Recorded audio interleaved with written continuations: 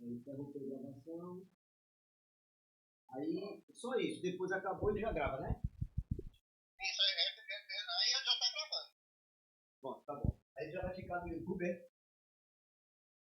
Fica no YouTube não, mas depois tem que transmitir depois. Isso aí é conveniente. Ah, tá bom. Tá bom. Obrigado, viu? Valeu. Tchau.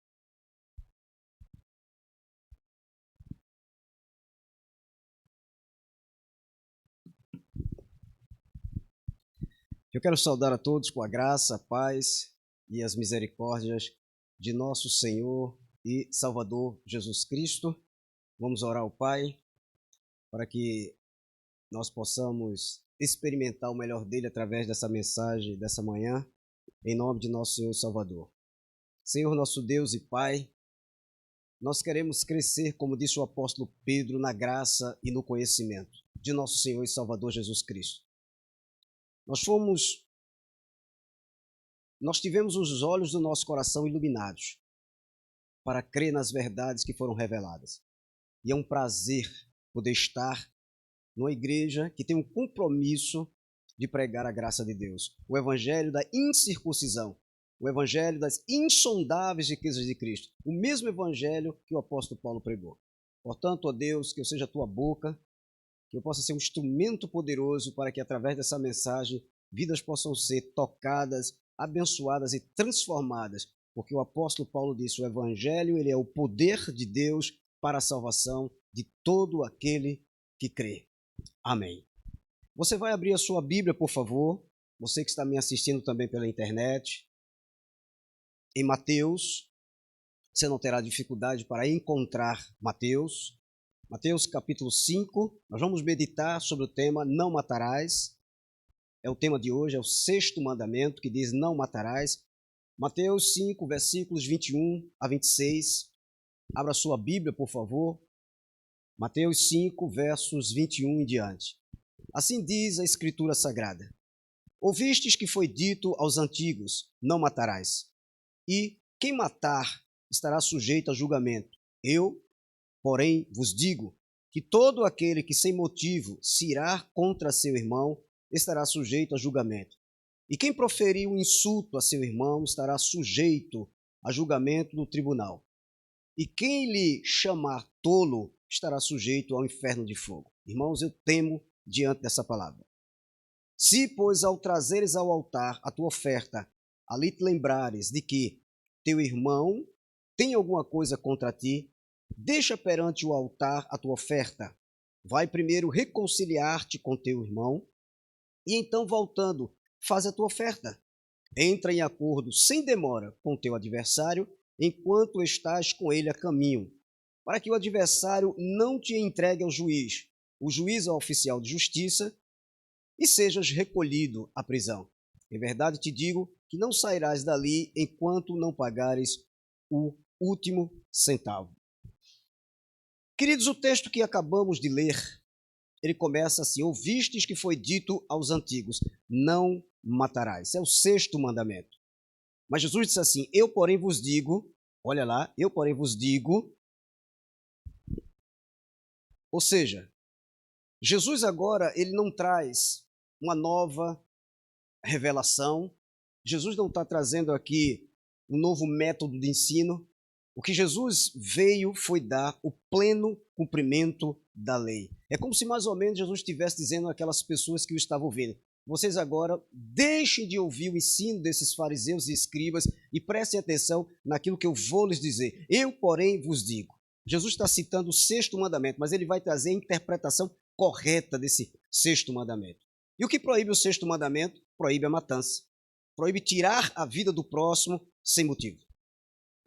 O escritor Hans Urick, em seu livro A Ética dos Mandamentos, ele diz que no Antigo Testamento há 7 termos hebraicos traduzidos por matar em português. A palavra razá, usada aqui no 6º mandamento, é encontrada, irmãos, 47 vezes. E ela indica assassinato violento de um inimigo pessoal. Uma tradução desse mandamento seria assassinarás ou não assassinarás.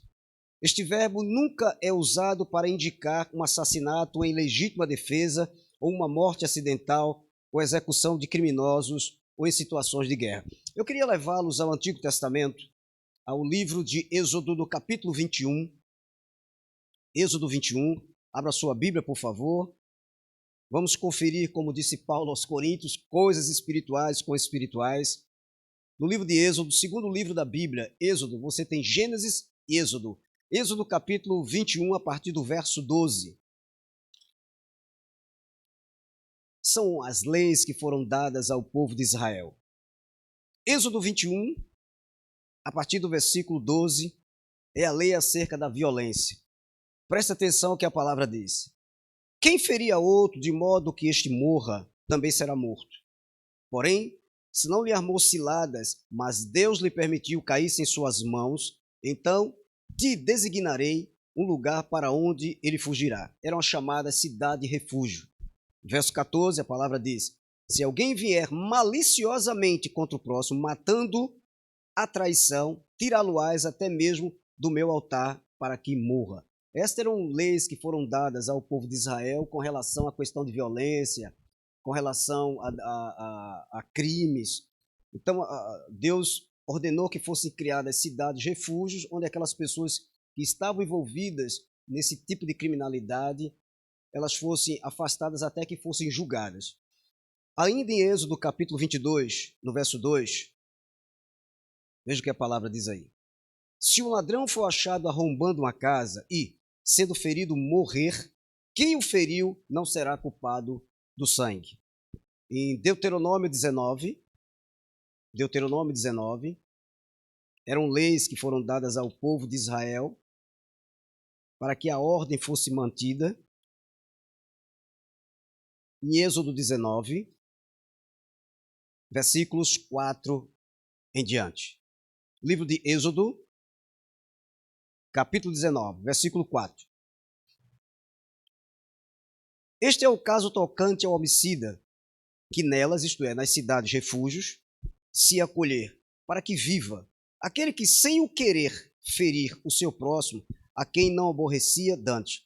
Assim, aquele que entrar com o seu próximo no bosque para cortar a lenha e manejando com o impulso o machado para cortar a árvore, o ferro saltar do cabo e atingir o seu próximo, seria aqui um caso, um acidente, uma morte acidental, e este morrer, o tal se acolherá em uma destas cidades e viverá. A pessoa era recolhida e ela ia para uma dessas cidades refúgio. Verso 6, para que o vingador do sangue não persiga o homicida, ou seja, alguém da família, né? Quando se lhe enfureceu o coração, e o alcance por ser cumprido o caminho e lhe tire a vida, porque não é culpado de morte, pois não o aborrecia dantes. Então, essas eram leis que foram dadas a Moisés para que Moisés as entregasse ao povo de Israel. Então, queridos, quem é o autor da vida? Deus é o autor da vida. E sendo ele o autor da vida, apenas Deus, ele tem o poder para dar e para tirar. Em 1 de Samuel, no capítulo 2, Ana, na sua oração, ela diz assim, é o cântico de Ana, algumas páginas adiante, 1 de Samuel, capítulo 2, verso 6, eu sempre repito mais de uma vez para tantos aqueles que estão aqui na igreja possam acompanhar, como aqueles que também assistem pela internet possam acompanhar. Então, 1 de Samuel 2, verso 6.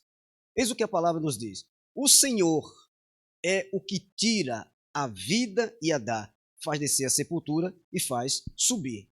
Em Deuteronômio 32, 39, então Ana diz, é Deus quem tira a vida e dá.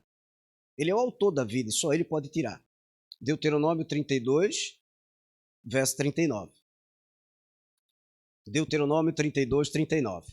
A palavra do Senhor diz assim. Deuteronômio 32, 39. Vede agora que eu sou, eu somente, e mais nenhum Deus além de mim. Veja, não há outro Deus além de Deus, que é o Senhor Jesus Cristo. Aí diz ele, eu mato e eu faço viver, eu firo e eu saro, e não há quem possa livrar alguém da minha mão. Então Deus diz, olha, eu dou a vida, eu tiro. Agora, como é que ele faz isso? Ele desce do céu, ele toma uma forma corpórea, ele pega uma arma e atira na pessoa? Não. em hipótese alguma. Paulo diz uma coisa interessante no livro de Romanos. Paulo falando sobre a questão de autoridade, não há uma autoridade que não seja constituída por Deus. Toda autoridade, seja ela uma autoridade policial, seja ela uma autoridade do judiciário, enfim, todas as autoridades. Então Paulo fala aqui sobre a obediência às autoridades, em Romanos 13, a partir do verso 1. Então veja como Deus controla a maldade que é espalhada pelo mundo e as pessoas que as praticam. Romanos 13, 1. Todo homem esteja sujeito às autoridades superiores, porque não há autoridade que não proceda de Deus. Veja, não há autoridade que não proceda de Deus. Toda ela, quer você goste dela ou não. A Bíblia diz que toda autoridade procede do Senhor. E as autoridades que existem foram por ele instituídas, de modo que aquele que se opõe à autoridade resiste à ordenação de Deus. E os que resistem trarão sobre si mesmos condenação.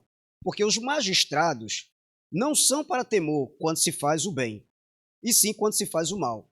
Queres tu não temer a autoridade, faz o bem e terás louvor dela, visto que a autoridade é ministro de Deus, ou seja, está a serviço do Senhor. Toda autoridade está nas mãos de Deus, está a serviço de Deus. Há aqueles que sabem, no caso dos cristãos, que têm os olhos iluminados, e no caso dos incrédulos, daqueles que não têm os olhos iluminados, daqueles que ainda não foram regenerados pelo poder regenerador e renovador do Espírito Santo, mesmo estando a serviço de Deus, eles não sabem disso. Então Paulo diz, visto que a autoridade é ministro de Deus, para teu bem. Entretanto, se fizeres o mal, teme, porque não é sem motivo que traz ela a espada. Olha que coisa. Pois é ministro de Deus, vingador, para castigar o que pratica o mal. Então é dessa maneira que Deus põe em ordem as coisas, que Deus controla a maldade. Imagine você, o pecado, o mal que está no coração dessas pessoas que não conhecem a Deus, ele está represado pelo poder restringidor do Senhor. É o próprio Deus, e Deus usa as autoridades, os governos, as leis para conter a maldade como a represa contém a água. Então, meus amados irmãos, a morte física, ela entrou no mundo através do pecado. Ela é uma consequência do pecado. E a morte do homem também é um processo biológico que acompanha o homem desde o seu nascimento. A morte também é um merecido castigo divino sobre a transgressão. Paulo diz isso aos crentes de Roma. Assim como por um só homem entrou o pecado no mundo, pelo pecado a morte, assim também a morte passou a todos os homens, porque todos pecaram. Mas vamos examinar o texto de Mateus. Queridos, Jesus diz aos seus ouvintes o seguinte: ouviste que foi dito aos antigos, não matarás. Perceba, ele está citando o 6º mandamento: não matarás. Lá no Antigo Testamento dizia: quem matar está sujeito a julgamento. Ele está se referindo justamente a esse mandamento. Em seguida, ele diz: eu, porém, vos digo, todo aquele que sem motivo se irá contra seu irmão estará sujeito a julgamento, e quem proferir um insulto a seu irmão estará sujeito a julgamento no tribunal. E quem lhe chamar tolo estará sujeito ao inferno de fogo. O que temos aqui? Os fariseus e os escribas, que eram o guia daquele povo de Israel, que eram os bambambãs da lei, vamos assim dizer, eles reduziram o significado da proibição divina nesse mandamento apenas ao ato físico do homicídio. Eles se tornaram culpados diante de Deus por reduzir o sentido justamente da lei através desse mandamento.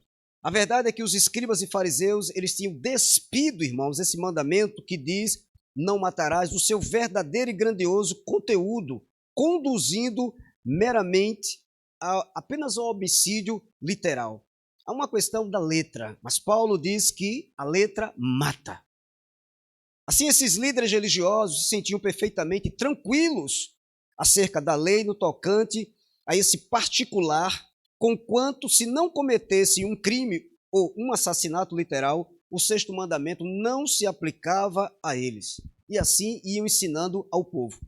É óbvio que para os fariseus e os escribas cometer um homicídio era um crime horrível, que merecia comparecer perante o tribunal, o qual o sentenciaria a um castigo severo que equivalesse ao crime. Porém, enquanto o indivíduo não cometesse um homicídio literal, tudo estava maravilhosamente bem com ele, com relação à lei, e esse sexto mandamento não se aplicava a ele, não poderia o condenar. Mas Jesus, com o seu ensino, desmascara esse ensino dos fariseus, mostrando-lhes que eles estavam interpretando a lei a qual eles diziam obedecer de maneira equivocada, de maneira errada. E o pior de tudo, eles eram guia do povo. Eles erravam e levavam o povo a errar. Como disse o Senhor Jesus Cristo, cegos guiando os cegos. Meus amados irmãos, Jesus demonstra que o que realmente importa não é meramente a letra da lei, mas o seu espírito, isto é, o seu conteúdo. O sexto mandamento diz: não matarás. Mas isso não significa apenas não cometerás homicídio, ou seja, não cometer apenas o ato físico, mas vai muito além disso. Jesus disse que o sexto mandamento inclui não somente o homicídio físico literal, mas também a ira sem motivo, guardada no coração contra um irmão, inclui também o insulto contra seu irmão. Então perceba que Jesus, quando traz a interpretação correta da lei, ele desmascara o ensino dos fariseus e escribas, que simplesmente reduziam tudo a um ato físico, a um ato literal. Só que a letra mata, mas há o conteúdo espiritual da lei. Queridos, a melhor maneira de entendermos o sexto mandamento, que diz não matarás, e como segue nas palavras de Jesus, é que todo aquele que se irar sem motivo contra seu irmão estará sujeito a julgamento. Então perceba, aqui agora Jesus disse, olha, não é só a questão literal, não é só a questão física, essa não é a interpretação correta do mandamento, do sexto mandamento. Não matar significa que há a inclusão de coisas muito mais profundas. Todo aquele que se irá contra seu irmão estará sujeito a julgamento. Todo aquele que proferir um insulto a seu irmão estará também sujeito ao tribunal. E quem chamar seu irmão de tolo estará sujeito ao inferno de fogo. Isto é, aquele que cometer essas coisas contra seu irmão estará sujeito às mesmas punições determinadas por esse mandamento. Aqui está, posso assim dizer-lhes, o conteúdo espiritual da lei. E os judeus não conseguiram enxergar esse conteúdo espiritual. Eles só viam a letra. Não conseguiam enxergar o espírito por detrás da letra. Essa foi a grande tragédia dos judeus. Eles tinham a lei, mas interpretavam a lei de maneira errada. E o pior de tudo, eles eram guia do povo judeu. Refiro-me aos escribas e os fariseus. Eles caíam e derrubavam o povo. Eram cegos. E como pode um cego guiar outro cego? Então, queridos irmãos, de acordo com o nosso bendito Senhor Jesus Cristo, odiar, insultar, nutrir ressentimentos equivale a um homicídio literal. Abra sua Bíblia, por favor, em 1 de João, no capítulo 3, verso 15. 1 de João 3, versículo 15. Amados, isso é muito profundo. Essa foi a grande tragédia dos judeus, principalmente os seus líderes, que interpretavam a lei de maneira errada. Eles erravam e levavam o povo a errar. Em 1 de João 3, verso 15, lá no finalzinho da Bíblia, antes de Apocalipse, 1 de João 3,15, o apóstolo João diz assim: todo aquele que odeia a seu irmão é assassino. Ora, vós sabeis que todo assassino não tem a vida eterna permanente em si. Então, perceba a harmonia das palavras do apóstolo João, como elas corroboram com o ensino de Jesus Cristo sobre o sexto mandamento da lei. Odiar o irmão equivale ao assassínio. Aquele que odeia seu irmão é assassino, diz o apóstolo João. Em 1 de João 2, verso 11, 1 de João 12, versículo 11, aquele, porém, que odeia seu irmão está nas trevas, isto é, não é uma pessoa convertida, e anda nas trevas e não sabe para onde vai, porque as trevas lhe cegaram os olhos. Portanto, como cristãos, não devemos nos irar contra qualquer ser humano, mas especialmente contra os nossos irmãos na fé, porque isso aos olhos de Deus é homicídio. A ira sem motivo, ela é pecado. Mas isso não é tudo, amado. Não somente não deveríamos odiar nosso próximo, mas também jamais devemos fazer uso de expressões que manifestem insultos, difamação e desprezo. É isso que Jesus está ensinando. Então você perceba, aqui está, bem diante de nós, o conteúdo espiritual da lei. Aqui está. A letra mata. Eles só conseguiam enxergar a letra. Eles só conseguiam ver o homicídio físico e literal. Então diziam eles, ora, se nunca matamos ninguém, literalmente, a lei não pode nos acusar, o sexto mandamento não se aplica a nós. Então Jesus vai muito mais além. Todo aquele que irar-se sem motivo contra o irmão, todo aquele que proferir palavras de insulto, de injúrias, a lei o condena. Em Mateus 5, 22, vamos retornar a Mateus, retornar ao capítulo 5 de Mateus. Mateus 5, verso 22. Jesus falando: eu, porém, vos digo que todo aquele que sem motivo se irá contra seu irmão estará sujeito a julgamento. E quem proferir um insulto a seu irmão estará sujeito a julgamento do tribunal. E quem lhe chamar tolo estará sujeito ao inferno de fogo. Então Jesus destaca que a ira, o insulto e as palavras de desprezo contra o próximo implicam também na quebra do sexto mandamento. A lei prescruta, amados. Ela prescruta, ela não apenas vê as ações, ela não apenas prescruta as ações externas, mas também as motivações interiores. O que nós temos lá em 1 Samuel 16, 7? Porque Deus não vê como vê o homem. Como é que o homem vê? Como é que nós vemos? Como é que nós percebemos? Como é que nós julgamos? O homem vê o exterior, Deus, porém, vê o coração. Deus vê o coração. Deus vê as motivações. Então, queridos, o insulto proferido aqui, citado por Jesus, é traduzido em algumas versões da Bíblia por raca. Tem origem aramaica e significa eu cuspo em você. Raca também pode significar sujeito indigno. Segundo explica Jesus, é algo terrível aos olhos de Deus. Mas Deus não vê como vê o homem. O homem vê o exterior. O homem vê a aparência. Para o homem, aquele indivíduo, aquele cidadão que afirma ser cristão, que está presente em todos os cultos, que não falta um culto, que trabalha na obra de Deus, que canta, que toca, que é um diácono, que é um ministro, que é alguém muito zeloso, é uma pessoa correta, é uma pessoa santa, é uma pessoa digna até de admiração, de ser até, vamos assim dizer, copiada. A sua atitude é uma pessoa que é espelho. Todavia, pergunto, e o coração dessa pessoa, como está? Só Deus conhece. Então você vai abrir a sua Bíblia em Mateus 12, Mateus capítulo 12, e vamos ler dos versos 33 a 37. Nunca se esqueça disso. Só podemos ver o exterior. Não sabemos o que há no coração, nem na mente das pessoas.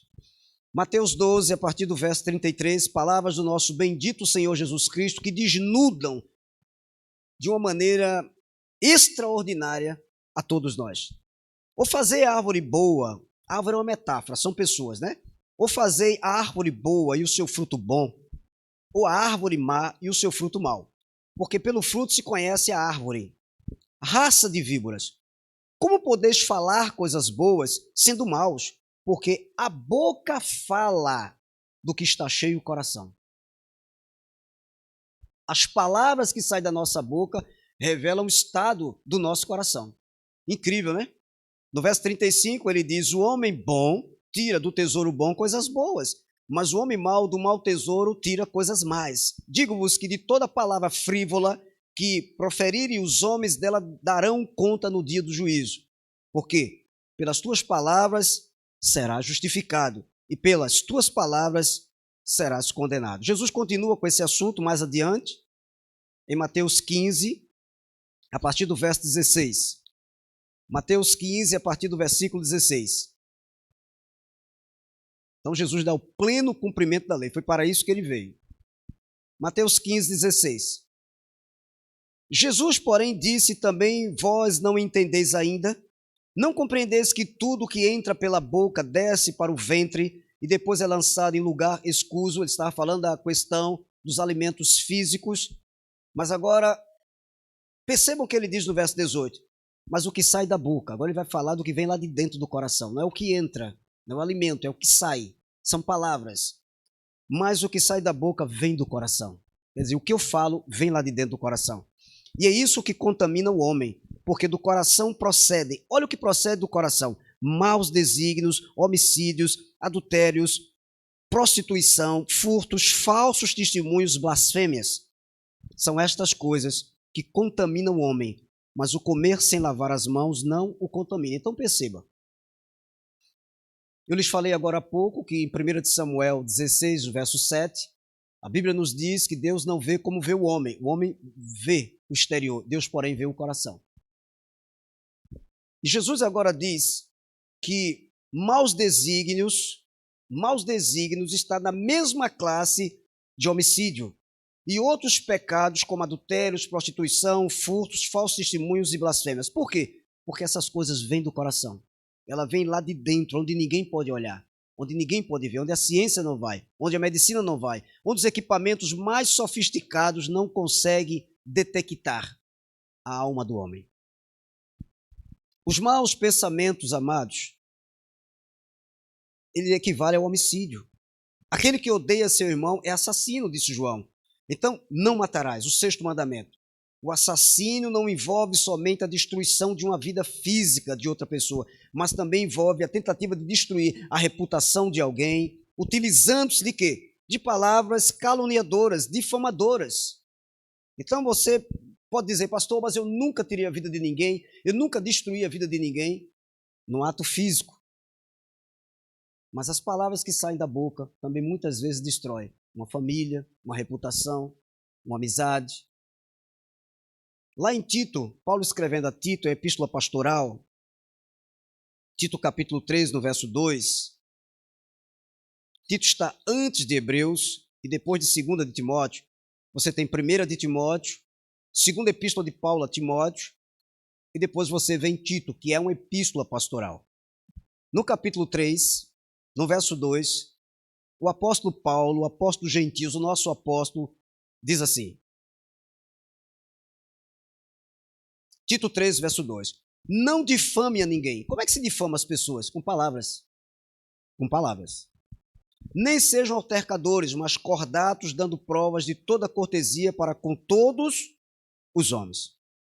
Pois bem, mas Jesus continua, ele agora diz assim, e quem chamar tolo estará sujeito ao inferno de fogo. Isto é, quem chamar o seu próximo de tolo estará sujeito ao inferno de fogo.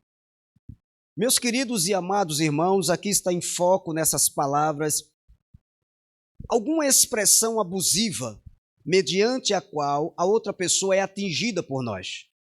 Queridos irmãos, nessas palavras de Jesus não está implícito apenas o homicídio literal, mas também todas aquelas maldades do coração, dos sentimentos, dos maus pensamentos. Deus não se interessa apenas pelos nossos atos externos, porém Deus vê o coração. Ele se interessa por aquilo que está em nosso coração. Ele vê aquilo que está dentro de nós, que nenhum olho humano consegue enxergar. Aquele ódio, aquele ressentimento, aquele sentimento de inveja, que às vezes uma pessoa que está na igreja sente do próximo, aquela cobiça pela mulher do próximo, onde o homem pode ver apenas os nossos atos exteriores, mas Deus vê o nosso coração. Em Jeremias, capítulo 17, mas isso é muito profundo, amado, muito profundo. Isso deve nos levar a um autoexame e entender que não basta apenas estarmos sentados no banco de uma igreja, não basta apenas estarmos envolvidos, sabe, em tarefas religiosas, não basta derramar lágrimas na igreja, levantar as mãos, cantar alguns corinhos, é preciso muito mais do que isso. Como é que está o teu coração? Jeremias 17, verso 9, a palavra do Senhor diz assim, enganoso é o coração mais do que todas as coisas e desesperadamente corrupto, quem o conhecerá? Eu, o Senhor, esquadrinho, Deus esquadrinha o coração. Eu provo os pensamentos. E isto para dar a cada um segundo o seu proceder, segundo o fruto das suas ações. Então perceba, nós estamos sendo prescrutados, estamos sendo esquadrinhados, o nosso coração está sendo esquadrinhado pelo Senhor, os nossos pensamentos estão sendo provados. E como Deus é o juiz, como Ele consegue enxergar o que ninguém enxerga, aquilo que está na nossa mente, os nossos pensamentos, os segredos que estão ocultos, guardados nos recônditos do nosso coração. Então Deus diz, eu vou dar a cada um segundo o seu proceder. Às vezes não são as ações exteriores, mas os pensamentos e aquilo que nós guardamos em nosso coração. Em Ezequiel 11:5, livro do profeta Ezequiel, capítulo 11, verso 5, o profeta Ezequiel, inspirado pelo Espírito Santo, diz assim, Ezequiel 11, verso 5, livro do profeta Ezequiel. É só você seguir Jeremias, Lamentações, Ezequiel. Caiu, pois, sobre mim o Espírito do Senhor e disse-me, fala assim, diz o Senhor, assim tendes dito, ó casa de Israel, porque quanto às coisas que vos surge à mente, eu as conheço. Irmãos, esse texto, aliado com o que lemos agora no verso 10 de Jeremias, é de nos fazer arrepiar. Deus é um Deus onisciente. Deus conhece tudo ao nosso respeito, o nosso deitar, o nosso levantar, os nossos pensamentos, os nossos segredos mais ocultos. Você pode nutrir um ódio de alguém e ninguém nem sequer perceber, mas Deus conhece todas as coisas. Então, diante desse quadro terrível, o que nós cristãos devemos fazer? Abra sua Bíblia em 2 de Coríntios 13, por favor. Segunda epístola de Paulo aos Coríntios. Eis a orientação apostólica do nosso apóstolo Paulo, apóstolo dos gentios, sobre o que devemos fazer. Segunda epístola de Paulo aos Coríntios. Devemos fazer isso sempre. Assim diz a Escritura Sagrada. 2 de Coríntios 13, verso 5. Examinai-vos a vós mesmos. Perceba, ele não manda que a gente examine o irmão que chegou atrasado, o irmão que falta culto, a roupa de fulano ou de beltrano. Não. Examinai-vos a vós mesmos se realmente estáis na fé, isto é, se sois salvos. Se alguém não está na fé, não é salvo. Se alguém não tem a fé verdadeira, não é salvo. Provai-vos a vós mesmos, ou não reconheceis que Jesus Cristo está em vós, se não é, que já estáis reprovados. Então, o que é que eu devo fazer? E não é deixar para amanhã, é fazer hoje. O que é que nós devemos fazer? Examinar o nosso coração, para ver se não há ali algum pensamento mal contra o próximo, algum desejo de cobiça, alguma ira. Em Marcos, você tem Mateus e Marcos. Jesus estava sempre em confronto com os líderes religiosos, os fariseus, os escribas, por conta dos seus ensinamentos. Eles ficavam irritadíssimos, porque Jesus estava sempre desmascarando eles. Eles eram hipócritas, eram fingidos. E em Marcos 7, nos versos 6 e 7, percebam o que temos aqui. Vamos ler. Marcos 7, verso 6. Respondeu-lhes, bem profetizou Isaías a respeito de vós. Veja, hipócritas. Como está escrito, este povo honra-me com os lábios, mas o seu coração, veja, é o coração, está longe de mim. E em vão me adoram ensinando doutrinas que são preceitos de homens. Mas isso é muito assustador. Então, é possível que um homem e uma mulher estejam num culto, adorando a Deus, cantando hinos, louvores, até gritando, Senhor, eu te amo, Senhor, eu te adoro. Mas o coração desta pessoa está longe de Deus. Em vão me adoram. Então, há pessoas que adoram a Deus em vão. Porque como Deus conhece-lhes o coração, Deus sabe que não há sinceridade naquelas palavras. De nada adianta nós estarmos aqui culto após culto, domingo após domingo, se guardamos, se nutrimos ódio em nosso coração. Chegamos na igreja, às vezes, com rancor, às vezes de um familiar, de um parente, de uma sobrinha, de um primo, de uma prima, de um pai, de uma mãe, não interessa. Não podemos estar com essas coisas dentro do nosso coração. Então, queridos, Saulo de Tarso, que foi criado aos pés de Gamaliel, perseguidor implacável da igreja de Jesus Cristo, pensava que guardava a lei, mas estava equivocado. O jovem rico julgava que havia cumprido a lei. Quando Jesus citou os mandamentos, ele foi até Jesus Cristo e disse: Mestre, o que devo fazer para que seja salvo? E Jesus citou alguns dos mandamentos e ele disse: Senhor, isso aí eu já faço. E Jesus disse: Querido, está te faltando uma coisa. Jesus botou o dedo na ferida. Vende tudo que tu tens, dá aos pobres, depois vem e me segue, e que tu herdarás um tesouro muito maior no céu. Ele deu as costas, foi embora e ficou triste porque era muito rico. Então Jesus tocou na ferida dele. Ele achava que guardando alguns mandamentos, que não cometendo algumas coisas, deixando de praticar outras coisas, estava bem diante de Deus. Algumas pessoas imaginam que estão agradando a Deus porque não cortam o cabelo, no caso de mulheres, porque não usam batom, não usam brinco, como é exigido por algumas igrejas. No caso de homens, não usam bermuda, não vão à praia. E acham que estão maravilhosamente bem diante de Deus, acham que Deus está lhes dando a nota máxima, 10, porque eles simplesmente deixam de praticar coisas que eles imaginam que atrapalham na sua vida de santidade. Mas os corações, como estão? O coração dessas pessoas. O problema, meus queridos e amados irmãos, é que os judeus, os líderes religiosos, eles só conseguiam enxergar a letra da lei. Eles não conseguiam discernir o espírito da lei, o seu conteúdo e o seu sentido espiritual. Mas Jesus veio dar o pleno cumprimento da lei e sua mensagem desmascarava a falsa interpretação da lei por parte dos escribas e fariseus. Queridos, eles interpretavam o sexto mandamento apenas no sentido literal, mas Jesus ensinou algo muito mais profundo. Ele não inclui apenas o homicídio físico, mas também a ira sem motivo, a cobiça guardada no coração e as palavras injuriosas que muitas vezes são proferidas contra o nosso próximo. Disse Jesus: eu, porém, vos digo que todo aquele que se irá contra seu irmão estará sujeito a julgamento. E quem proferir um insulto a seu irmão estará sujeito a julgamento no tribunal.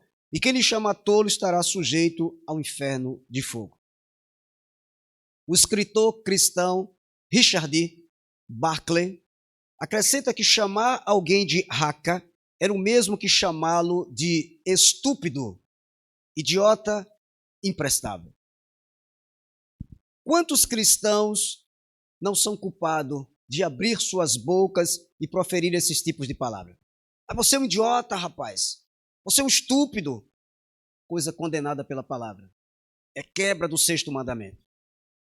O termo inferno de fogo, segundo alguns estudiosos, advém de uma ravina ao sul de Jerusalém, nos dias de Jesus, chamada Vale de Hinnom, onde se atirava o lixo da cidade, onde o fogo não se apagava. Antes era o lugar no qual os cananeus queimavam seus filhos em sacrifício ao deus pagão Moloque. Pois bem, aqui estamos nós,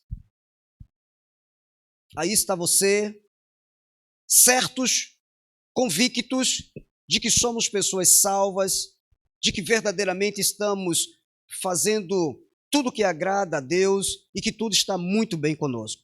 Muitas vezes dizemos: eu não sou acusado pela lei, eu estou na graça, está tudo bem comigo. O mandamento tal, o mandamento X, Y não pode me condenar porque eu não faço, eu não pratico tal coisa. Quizás alguns aqui no meio dessa congregação, e alguns que me assistem pregar agora pela internet, e alguns que irão assistir a esse vídeo, se acham até em condições de julgar outro irmão. E você julga os faltosos aos cultos, você julga o irmão pela aparência, você julga o casamento do irmão, você critica os filhos do irmão, você critica a esposa do irmão, a hora que o irmão chega, a hora que o irmão sai. Você acha que faz a vontade de Deus porque não falta um culto. Você acha que Deus está satisfeito com você porque você é uma pessoa que trabalha na obra de Deus, porque você canta, porque você prega, porque você é evangelista, porque você é uma pessoa que está sempre falando da palavra. Mas você está esquecido, meu querido e amado irmão, que Deus não está interessado apenas nos seus atos exteriores, mas também naqueles atos interiores. Você se esquece de que Deus sonda o seu coração. Portanto, eu lhe digo que isto aqui é algo muito profundo. E nós temos, como cristãos, que levar isso muito a sério. E a grande questão é a seguinte: o que você tem guardado em seu coração? O que você tem feito quando você está sozinho, longe dos holofotes, quando seus familiares dormem, quando você está só? Que tipo de literatura você lê? Que tipo de vídeo você está vendo? Com quem você está falando? Com quem você conversa nas redes sociais? Quais são os seus desejos secretos? Aqueles desejos considerados pecaminosos? Quem são as pessoas que você tem falado mal delas na ausência dessas pessoas? Então assim diz o Senhor: porquanto as coisas que vos surgem à mente, eu as conheço. Então Deus conhece os nossos pensamentos, Deus conhece os nossos segredos mais obscuros. Amado, você pode tapear os homens, mas a Deus você não pode tapear. Os homens olham você e dizem: aí está um homem zeloso pelas coisas de Deus, ele não falta um culto, ele é fiel à sua esposa, ele é pagador dos seus impostos, mas Deus vê o seu coração e diz: hipócrita, fingido. Então ele fecha a porta para você, sua vida sentimental é afetada, sua vida financeira é atingida, você começa a sofrer e todas as pessoas começam a espantar-se e dizer: mas como pode? Esse irmão passando por essas coisas é uma pessoa tão zelosa, chega cedo. Nós vemos o zelo que ele tem, ele se ajoelha, ele ora, ele ajuda as pessoas, mas só podemos ver os atos externos das pessoas, mas Deus vê o coração. Por isso que ele é juiz. Deus não é injusto com ninguém, ninguém sofre sem merecer. Oh, que nenhum de nós, queridos, possa cair no erro de pensar que essas palavras do nosso bendito Senhor Jesus Cristo não são para nós, elas são sim para nós. O sexto mandamento não condena apenas o homicídio literal, físico, mas também a ira, a inveja, as palavras de insulto contra o próximo, a cobiça. Então, se você desejar no coração a mulher do próximo, algo do próximo, você é tão culpado quanto aquele que comete homicídio. Jesus disse: na lei está escrito: não adulterarás. Eu, porém, vos digo: todo aquele que olhar para uma mulher com intenção impura no coração, já adulterou com ela. Mais uma vez, os judeus interpretavam os mandamentos apenas no sentido literal. Eles diziam: nunca traímos a nossa mulher. Mas Jesus vem e lhe diz: e os seus pensamentos? E o desejo do coração de vocês?